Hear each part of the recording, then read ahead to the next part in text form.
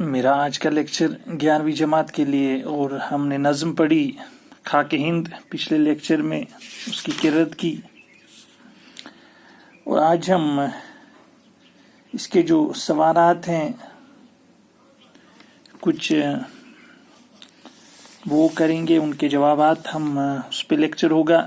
خاک ہند کے مرکزی خیال کی وضاحت کیجیے۔ پہلا سوال، خاک ہند جو نظم ہے یہ برج نارائن چک بس کی نظم ہے، یہ آپ کو لکھنا ہے جواب کے پہلے ہی۔ خاک ہند میں شاعر ہندوستان کی سرزمین کی عظمت اور شان و شوکت بیان کرتے ہیں، اور ساتھ ہی یہ بھی کہتے ہیں کہ حب الوطنی کا جذبہ جو پہلے زمانے میں پایا جاتا تھا وہ اب کم پڑ گیا ہے۔ آخر میں شاعر تمنا کرتے ہیں کہ وطن کی محبت لوگوں کے دلوں میں پھر سے جاگ جائے۔ تو یہ مرکزی خیال اس کا ہے، حب الوطنی، جو میں نے نظم کی قرأت کے یا آخر میں بھی بتایا تھا کہ اس کا حب الوطنی دراصل ہے کہ لوگوں کو ملک کی عظمت کے بارے میں بتانا، یہاں کے پہاڑ، وادی، خوبصورتی جو وابستہ ہے علم ادب کی چیزیں، ان کے بارے میں بتانا، اور لوگوں کے اندر اس زمین، اس وطن کی محبت پیدا کرنا۔ تو اس کا مرکزی موضوع ہے حب الوطنی۔ خاک ہند کا خلاصہ لکھیے۔ خاک ہند کا خلاصہ لکھنا ہے۔ اس کا جو آپ نظم پڑھتے ہیں اس لیول پہ 11ویں جماعت میں یا 12ویں جماعت میں بھی، آپ کو نثر میں آپ نے جو نظم میں جو خیال پیش کیا گیا ہے اس کو نثر میں لکھنا ہے، یا نظم میں جو پیش کیا گیا اس کو نثر میں۔ وہ زیادہ آپ کو تشریح میں گہرائی میں جانا ضروری نہیں ہے، صرف نثر میں اس کو لکھنا ہے، تھوڑا وضاحت کرنی ہے کچھ چیزوں کی، اسی کو خلاصہ کہتے ہیں۔ نثر میں آپ کو پروز میں لکھنا ہے، جس کو انگریزی میں کہتے ہیں۔ تو اس کا خلاصہ، خاک ہند کا خلاصہ لکھیے۔ خاک ہند کچھ نوٹس پہ یا کئی جگہوں پہ آپ کو لکھا ہوگا کہ خاک ہند نظم کے بارے میں نہیں لکھا ہوگا کہ یہ کن کی نظم ہے، لیکن جب امتحان میں آپ لکھیں گے تو وہاں پہ آپ کو ضرور لکھنا ہے کہ یہ کن کی نظم ہے، یا غزل کے متعلق پوچھا جائے، شعر کے متعلق تشریح، تو وہاں پہ شاعر کا نام لکھنا ضروری ہوتا ہے۔ تو یہاں پر بھی آپ لکھیے، اگر نہ پوچھا گیا ہو پھر بھی آپ لکھیے۔ خاک ہند برج نارائن چک بس، پنڈت برج نارائن چک بس کی مشہور نظم ہے۔ خاک ہند میں شاعر ہندوستان کی سرزمین کی عظمت اور شان و شوکت بیان کرتے ہوئے کہتے ہیں کہ اس سرزمین کو قدرت نے اپنے خزانوں سے بھر دیا ہے اور اس کو حسن عطا کیا ہے۔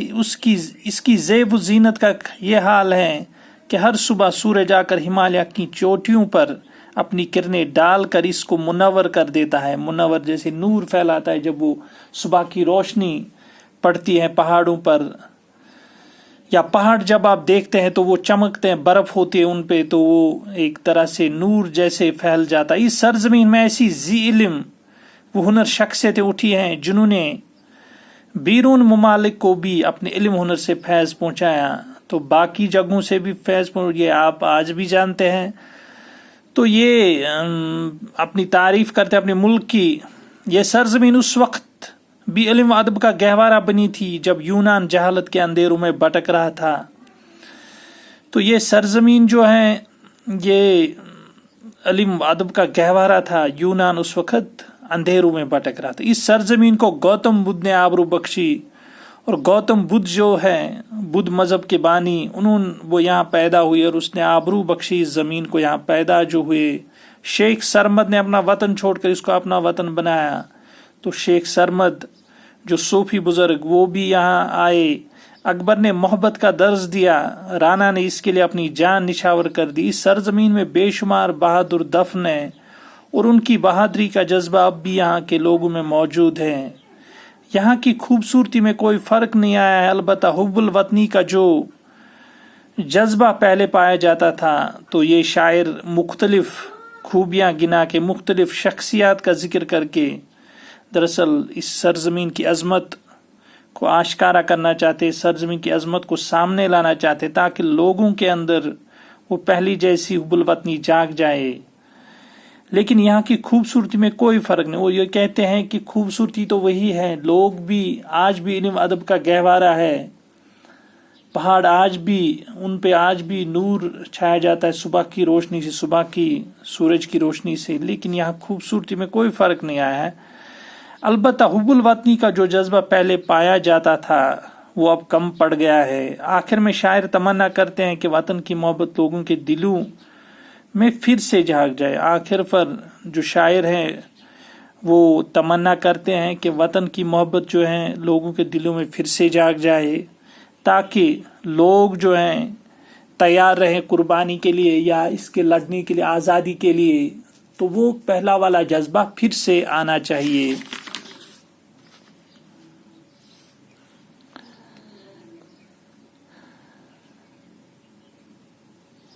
तो एक और सवाल हम यहाँ पे बाकी चकबस के जो कहाँ से आए थे, ये हालात ज़िंदगी और उनकी जो शेरी खिदमत या शायरी के मुतल्लिक खूबियाँ वो आप अपनी किताब से भी पढ़ सकते हैं। तो कश्मीर, आबा व अजदाद कश्मीरी थे, लखनऊ चले गए थे चकबस के, और फिर वहीं फैज़ाबाद में 1882 में चकबस की जो विलादत हुई वहाँ, और उन्हें तालीम लखनऊ में हासिल की। 1905 में किंग कॉलेज से BA किया, 1908 में LLB की डिग्री हासिल की, और फिर उन्हें शायरी भी की, वकालत भी की।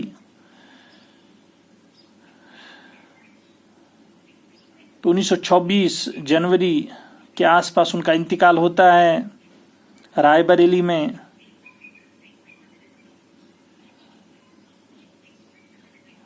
आखिरी रसूमात बिलाखिर लखनऊ में अदा की जाती हैं। और एक फितरी शायर थे, कलाम में सादगी, सलासत और रवानी और एक मुतरन्नम फिजा पाई जाती है। गज़ल से इब्तिदा की और हुब्बुल वतनी के जज्बे को कौमी नज़में लिखी। हुब्बुल वतनी जज्बे के तहत कुदरती मनाजिर की अक्कासी, बेदारी, वतन के जज्बात, आज़ादी की तड़प और दरमंदी के पहलू नुमायाँ इनकी शायरी में। और चकबस ने अहबाब, बुजुर्गों, कौमी रहनुमाओं के मरसिए भी लिखे हैं या उन पे जो मतलब नज़में भी लिखी हैं, और उनकी सीरत की उम्दा अक्कासी की है। चकबस का कारनामा है कि उन्होंने अपने दौर के सियासी, सामाजिक ख्यालात, जज्बात को अपनी शायरी में जगह दी। उर्दू नज़्म को कौमी शूर के नए तकाज़ों से रूशनास किया। तो कौमी शूर को बेदार करने के लिए उन्हें 3 सतहों पर काम, वतन की चीज़ों से इजहार अकीद और मोहब्बत, जिससे लोगों में हुब्बुल वतनी का जज्बा पैदा किया, और दूसरी तरफ कौमी रहनुमाओं को अपनी जिम्मेदारी का एहसास दिलाया, और तीसरी जानिब अंग्रेज से दूरी का जज्बा पैदा। असल में ये इनकलाब उनकी शायरी का महवर या ये इनकलाब वो चाहते थे। एक और सवाल, शम्म अदब न थी जब यूनान की अंजुमन में, ताबा था महर दानिश इस वादी कोहन में। इस शेर के पस मंजर के बारे में जानकारी हासिल करके इसकी वजाहत कीजिए। वजाहत इसकी ये है कि चकबस का शेर है और खाके हिंद से लिया गया है। शायर इस शेर में फरमाते हैं, सरजमीन हिंद में उस वक्त इल्म अदब का सूरज रोशन था। मतलब उस वक्त यहाँ इल्म अदब मतलब लोग हासिल करते थे, पढ़ते थे, स्कॉलर्स थे यहाँ पे, जब यूनान भी से नावाकिफ था, जब यूनान में भी उसका चरण, तब यहाँ हिंदुस्तान या जो भी चकबस का मुल्क, सरजमीन यहाँ पे, तो उस वक्त भी यहाँ लोग इल्म अदब से वाकिफ थे, जब यूनान भी नावाकिफ था उस वक्त। हालांकि यूनान इल्म अदब का गहवारा रह चुका है। हालांकि यूनान जो है यहाँ पे दरअसल यहाँ की अजमत बयान की है और गुल्लू से कह सकते हैं काम लिया है, या हो सकता है ऐसा हो, लेकिन यूनान को इल्म अदब का गहवारा कहा जाता है। और चकबस ने उसके साथ तशबीह दी है कि हिंदुस्तान उससे पहले ही इल्म अदब का गहवारा था। तो ये इसकी दरअसल अजमत की निशानी है, अजमत बयान की है। तो शायरी में ये चीज़ें होती हैं। तो ये इसके इख्तिताम ये सवालात हो चुके। अब इंशाअल्लाह अगले नज़्म पढ़ेंगे या जो भी नस्र में हिस्सा होगा वो पढ़ेंगे। अभी आपके सिलेबस में एक मसनूई भी है, उसका भी देखेंगे कि कब पढ़ेंगे वो। शुक्रिया।